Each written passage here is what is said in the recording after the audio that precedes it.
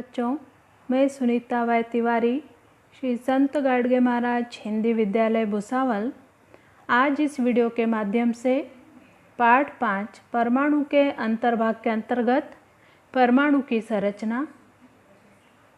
संरचना के अंतर्गत केंद्रक का भाग प्रोटॉन, न्यूट्रॉन, इलेक्ट्रॉन और परमाणु द्रव्यमान क्या होता है तथा तत्वों का इलेक्ट्रॉनिक स्वरूपण किस प्रकार किया जाता है, इन मुद्दों पर चर्चा करेंगे। तो आइए देखते हैं परमाणु की संरचना किस प्रकार से होती है। परमाणु की संरचना में नाभिक और नाभिक का बाहरी भाग होता है और इन्हीं से मिलकर परमाणु बनता है। इसमें 3 प्रकार के उप परमाणुविक कणों का समावेश होता है, जिसमें केंद्रक में 2 प्रकार के उप परमाणुविक कण होते हैं, प्रोटॉन और न्यूट्रॉन, जबकि नाभिक के बाहरी भाग में ऋण आवेशित इलेक्ट्रॉन होते हैं। तो देखते हैं परमाणु के केंद्रक में कौन कौन से कण पाए जाते हैं। परमाणु का केंद्रक धन आवेशित होता है और परमाणु का लगभग संपूर्ण द्रव्यमान नाभिक में समाविष्ट होता है। केंद्रक में 2 प्रकार के उपपरमाणुविक कण होते हैं और एकत्रित रूप से उन्हें न्यूक्लियॉन कहते हैं। प्रोटॉन और न्यूट्रॉन ये न्यूक्लियॉन के ही 2 प्रकार हैं। तो देखते हैं प्रोटॉन यानी इसे P संकेत के द्वारा प्रदर्शित किया जाता है। यह परमाणु के नाभिक में स्थित धन आवेशित उप परमाणुविक कण है। नाभिक पर धन आवेश उसमें स्थित प्रोटॉन के कारण ही होता है और प्रोटॉन को P अक्षर के द्वारा दर्शाया जाता है। परमाणु के नाभिक में स्थित प्रोटॉन की संख्या उस तत्व का परमाणु क्रमांक होती है और इसे Z अक्षर के द्वारा प्रदर्शित किया जाता है। दूसरा जो उपपरमाणुविक कण है वह है न्यूट्रॉन। न्यूट्रॉन यह विद्युतीय दृष्टि से उदासीन होता है, अर्थात इस पर किसी भी प्रकार का कोई आवेश नहीं होता है। इसे n के द्वारा प्रदर्शित किया जाता है। न्यूट्रॉन का द्रव्यमान लगभग 1 μ होता है, अर्थात करीब करीब प्रोटॉन के द्रव्यमान के बराबर ही होता है। तीसरा जो उपपरमाणुविक कण है जो कि नाभिक के बाहरी भाग में पाया जाता है वह है इलेक्ट्रॉन। इलेक्ट्रॉन यह ऋण आवेशित उपपरमाणुविक कण है और इसे e अक्षर के द्वारा दर्शाते हैं। परमाणु नाभिक के बाहरी भाग में उपस्थित इलेक्ट्रॉन ये नाभिक के चारों ओर विभिन्न कक्षाओं में परिभ्रमण करते रहते हैं। इलेक्ट्रॉन की ऊर्जा वह जिस कवच में होता है उस पर निर्भर होती है।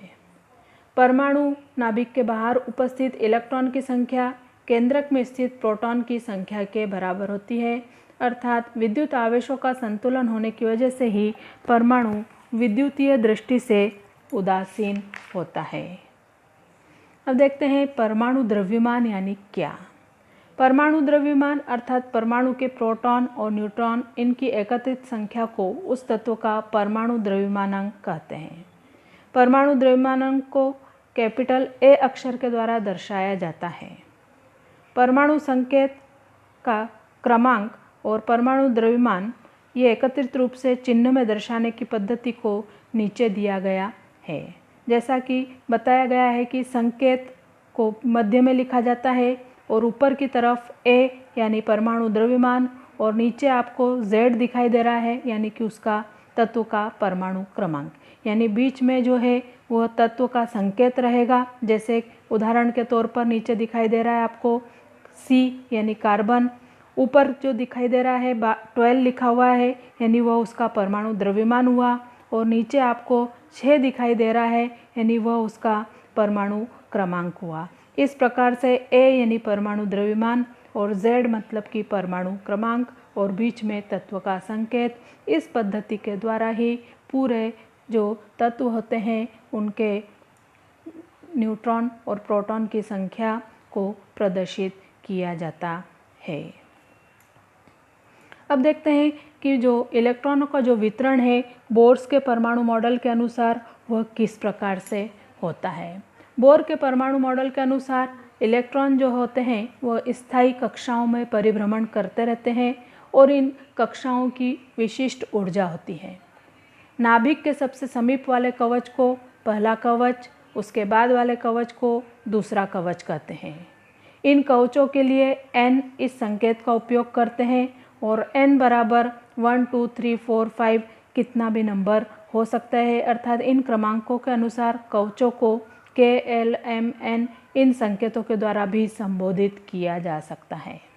प्रत्येक कवच में 2n² इस सूत्र की सहायता से इलेक्ट्रॉन का वितरण किया जा सकता है और इस सूत्र के अनुसार ही जो इलेक्ट्रॉनों की अधिकतम संख्या होती है वह k कवच में 2, l कवच में 8, m कवच में 18 और n कवच में 32 इस प्रकार से होती है, अर्थात 2n²। इसमें n जो है वह कक्षा क्रमांक है, कक्ष का क्रमांक है, जिसका गुणा 2 के साथ करने पर हमें इलेक्ट्रॉनों की संख्या प्राप्त हो सकती है। तत्वों का इलेक्ट्रॉनिक स्वरूपण। कवचों की महत्तम धारकता के अनुसार ही परमाणु के इलेक्ट्रॉनों में कवचों में जो इलेक्ट्रॉनों का वितरण होता है वह किया जाता है। किसी तत्व के परमाणु उपस्थित इलेक्ट्रॉन का कवच के अनुसार विन्यास ही उस तत्व का इलेक्ट्रॉनिक स्वरूपण कहलाता है। संख्या स्वरूप में इलेक्ट्रॉन स्वरूपण अल्पविराम से अलग किए हुए अंकों द्वारा दर्शाया जाता है और इससे अंक ऊर्जा के आरोही क्रम वाले कवचों में उपस्थित इलेक्ट्रॉन संख्या दर्शाते हैं। उदाहरण के लिए सोडियम का इलेक्ट्रॉनिक स्वरूपण 2 8 1 है, अर्थात सोडियम का जो परमाणु क्रमांक होता है वो होता है 11। उसके अनुसार पहली कक्षा में 2 इलेक्ट्रॉन, दूसरी कक्षा में 8 इलेक्ट्रॉन और तीसरी कक्षा में 1 इलेक्ट्रॉन होता है। इस प्रकार से संपूर्ण परमाणु क्रमांक को 3 कक्षाओं में विभाजन हुआ है और उसका इलेक्ट्रॉनिक स्वरूपण 2 8 1 हो जाता है। यहाँ पर आपको तालिका में कुछ तत्वों के इलेक्ट्रॉनिक स्वरूपण दिखाई दे रहे हैं। जैसे हम सबसे पहले देखते हैं हाइड्रोजन, जिसका परमाणु में इलेक्ट्रॉनों की संख्या भी 1 है और उसका परमाणु क्रमांक भी 1 है, इसलिए उसमें कवचों की संख्या सिर्फ 1 ही रहेगी, अर्थात k कवच में सिर्फ 1 इलेक्ट्रॉन दिखाई देता है, इसलिए उसका इलेक्ट्रॉनिक स्वरूपण भी हम सिर्फ 1 ही लिखेंगे। दूसरा जो तत्व है